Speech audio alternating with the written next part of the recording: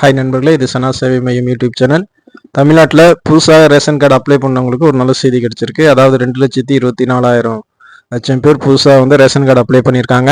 அவங்களுக்கு வந்து விரைவில் வந்து ரேஷன் கார்டு வழங்கப்படும் அப்படிங்கிற மாதிரி தகவல் வந்து தெரிஞ்சிருக்கு. கடந்த ஒரு வருடமாகவே புதிய ரேஷன் ஸ்மார்ட் கார்டுகள் வழங்கும் பணி வந்து நிறுத்தி வச்சிருந்தாங்க. தற்போது வந்து ஜூன் மாதம் முதல் இந்த பணி வந்து தொடங்க இருக்குது. இதன் காரணமாக 2,24,000 பேருக்கு புதுசாக ரேஷன் கார்டு கிடைக்க போகுது அப்படின்னு சொல்லிட்டு தமிழ்நாடு அரசு வட்டாரங்கள் வந்து சொல்றாங்க. தமிழ்நாட்டில் மொத்தம் 2,24,24,359 ரேஷன் கார்டுகள் இருக்குன்னு மானிய விலையிலும் விலை இல்லாமலும் அரிசி, சர்க்கரை, பருப்பு, பாமாயில் உள்ளிட்ட பல்வேறு அத்தியாவசிய பொருட்கள் வழங்கப்படுகின்றன. ரேஷன் கார்டு என்பது வெறும் பொருள் மட்டும் இல்லை, அது வந்து ஒரு தமிழக அரசினுடைய பல்வேறு சலுகைகள் பெறுவதற்கான ஒரு ஆவணமாகவும் இருக்கு. அதாவது தமிழக அரசு வழங்கக்கூடிய பல்வேறு சலுகைகள் உதவிகள் பெறணும்னா ரேஷன் கார்டு வந்து அவசியமாக இருக்குது.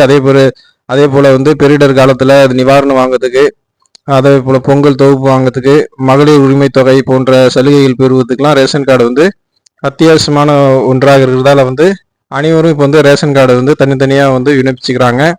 கடந்த ஒரு வருஷத்தில் மட்டும் 2,40,000 குடும்ப அட்டைகள் வந்து தேவை அப்படிங்கிற மாதிரி விண்ணப்பிச்சிருக்காங்க.